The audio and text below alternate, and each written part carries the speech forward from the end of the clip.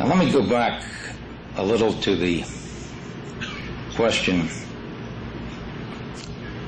of the ADL.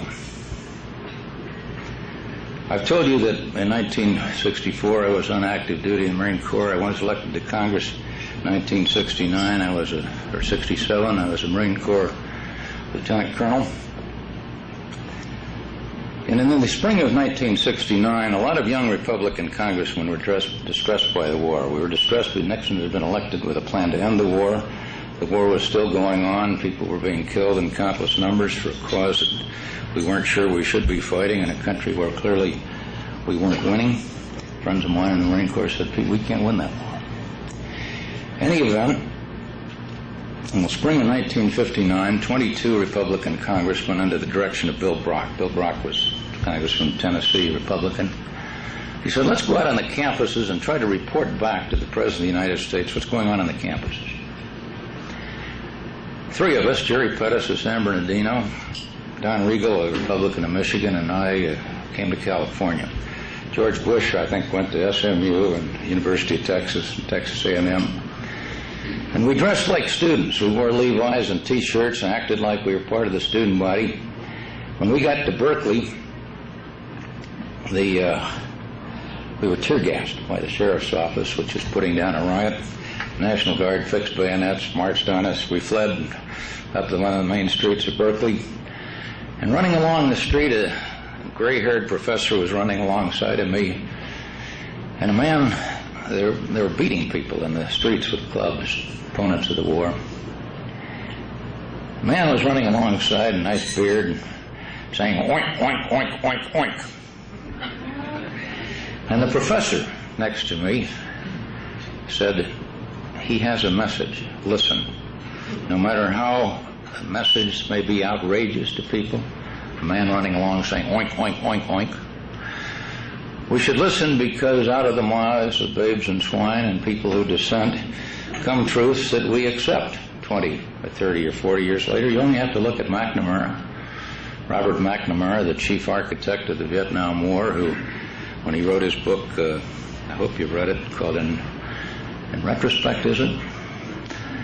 He said, "You know, every decision I made, I got the best advice from the most knowledgeable people. I listened to all of the advice. I never made a decision until I was sure I was right, and then I made the decision." And of course, he made the decision to urge Lyndon Johnson to send troops to Vietnam. When he was 80 years old, he wrote a book and said, "You know, I was dead wrong in Vietnam. We didn't have a clue how the Vietnamese thought. We didn't have any American experts on the history of Vietnam." So, revisionism, rethinking history, there isn't an item in history, in my judgment, that doesn't deserve research and inquiry. But let me go to the ADL, and this speech was supposed to be entitled Machinations of the ADL. I'll tell you a little about my experience. I'm a fourth-generation Californian. My father, both grandfathers were lawyers here in Southern California. I grew up in a little town called San Marino, a classic all-white suburb. Last I heard, there were 9,000 voters, 8,700 of them were Republicans. There were no blacks in San Marino, and there were no Jews, because they kept Jews out of San Marino by asking, "What's the maiden name of your mother?" The real estate people had a conspiracy. Jews in your neighborhood were supposed to drop property values just like blacks. My father was a member of a law firm called Horwitz and McCloskey. Practiced downtown Spring Street when that was the head of the legal profession. I remember once when I was a boy, he said, "Son," he said, "we Irish need the Jews." He said, "We have half of the good traits of mankind and half of the bad ones are exactly opposite. They got the good traits where we're weak, and they have the weak traits where we're strong." And I remember that, but in 1960, I was the president of the Palo Alto Bar Association, and next year I was elected president of the California Conference of Barristers. That's all lawyers in the state under 36 years of age. And that year there was a proposition that came on the California ballot. Some of you may remember it as Proposition 14. And Proposition 14 read very simply: a person should have the right to sell or rent his home to whomever he chooses. Sounds good. What that means is a person should be free to discriminate against anybody that he doesn't like because of race or some other reason. And the Bar Convention that year had never taken a position on political efforts, but we felt since we were constitutional lawyers and that this was clearly unconstitutional, the bar ought to speak out. And we got a lawyer in his late 70s named Herman Sylvan. He was a tax lawyer with a famous Jewish firm in Los Angeles called Loeb and Loeb. And Herman Sylvan got up and made the concluding speech. I spoke, three of us spoke, that the bar ought to take a position on this matter of constitutional interest. And Herman Sylvan made a marvelous speech, very persuasive. At the end, he said, "We lawyers have shown we've got great minds, we've got great hearts. Now let's show we have some guts." And the bar convention, 3,000 people voted 2-1 to take a position against Proposition 14. It was useless. The people of California voted 2-1 to pass Proposition 14, whereupon it was held unconstitutional by the Supreme Court. Anyway, we took Herman Sylvan out for a beer later, complimented him, as young lawyers will to an elderly sage. And he said, well, yes, he said he had his heart in it, but he had to tell us that anti-Semitism was alive and well.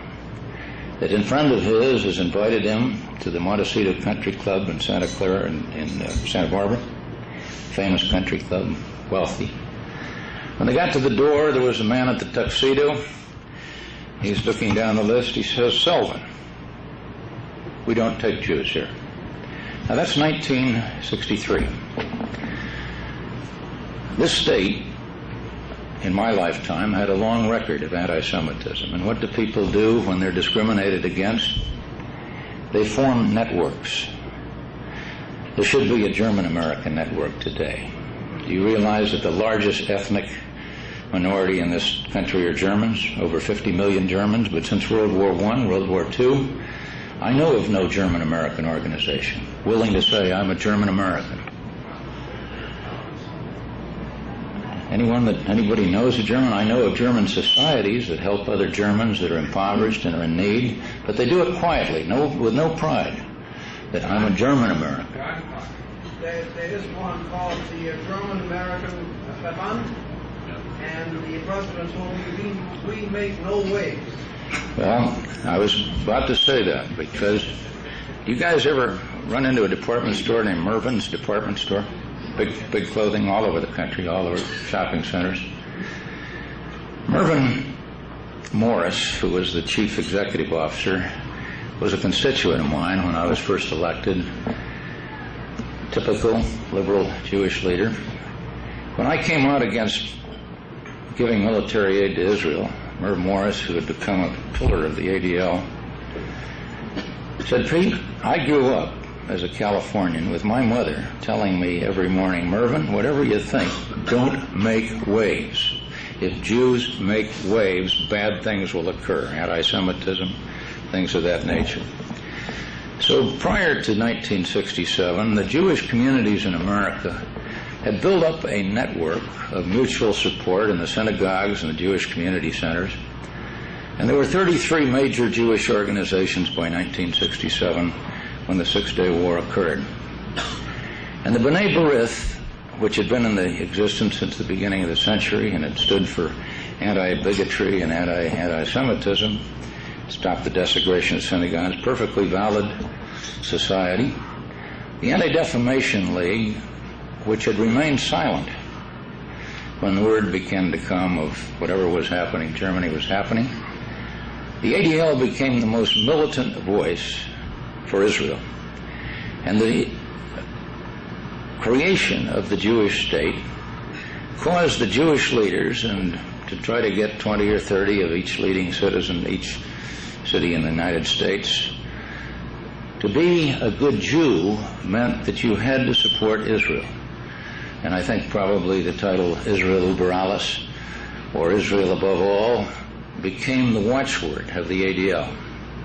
And they built up, starting in 1965 or thereabouts, an intelligence organization where, to learn their enemies, people like Roy Bullock, who masqueraded as a kind of rotund antique dealer, first in the Midwest in Indiana, then he moved to Los Angeles, then to San Francisco. He would pass himself off as a sympathizer with whatever group was deemed by the ADL to be hostile to the State of Israel. And the purpose of the ADL, from trying to stop anti-Semitism and bigotry, by the 1980s had become to discredit any voice that was hostile to the policies of Israel, to cooperate with the demands of Israel, sometimes knowingly, sometimes not. But the network that was built up prior to 1967 went into full gear under the ADL after the Six-Day War, not only to discredit people who spoke out against Israel, but to deny them forums. I heard one of your speakers say he was denied a debate. I've debated nearly everybody. I've debated Meir Kahan in front of 2,000 Jews in San Francisco. I've debated Jerry Rubin of the JDL. No ADL leader will debate me on the subject of Israel.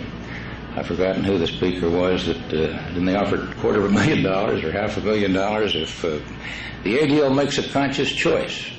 If there is a skilled debater or a skilled scholar on the other side, they won't debate. If KQED or a public television station wants to have a debate on the Mideast, they'll call the ADL first, who speaks for the Jewish community. They'll call whoever is on the other side. I'm president of a group called Americans for the National Interest. Paul Finley and I founded that organization a few years ago. Some of you may be members of it. All we're trying to do is to get an equal voice with the Israeli lobby. But when they call the ADL and they say, would you debate Mr. McCloskey or Congressman McCloskey or Senator Percy or Senator Adlai Stevens? And no. The ADL does not want the facts to come out. They want to suppress any facts that are critical of Israel. So if you understand that that's their goal, above all else, preserve the special relationship between Israel and the United States. Preserve a good public opinion of Israel on the part of the American people so that the money keeps coming. Defeat anybody like Paul Finley or Chuck Percy or even Ed Shaw, who was defeated mainly by Jewish money here in Southern California for the Senate.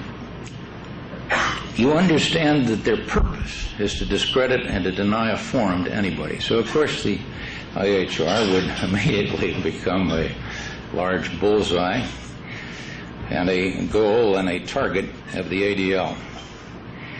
Now, when they build up this intelligence organization, I would guess, I would be almost certain that somewhere in this room is someone who is a member of the ADL or reporting to the ADL. Because you have no way to assure that everyone who comes to this room is what he says he is. Bullock would go to the American Arab Anti-Discrimination League. He'd say, I'm in sympathy. Let me pass out your literature.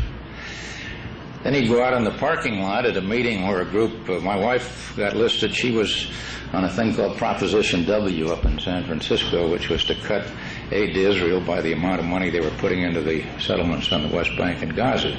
So she became targeted because she was taking a view hostile to Israel.